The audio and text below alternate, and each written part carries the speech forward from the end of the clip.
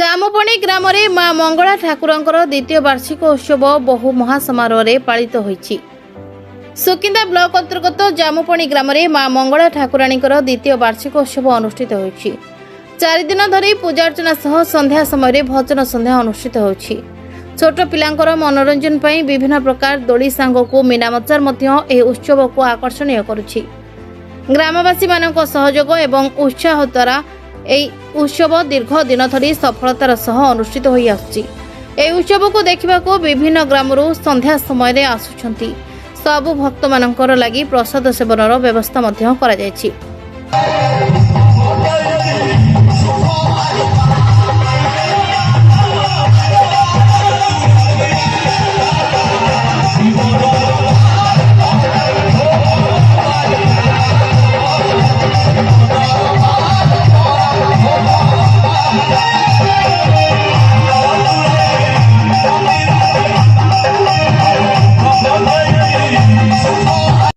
सुकिंदारू लिंकुन पृष्टि report ANI खबर ओडिशा।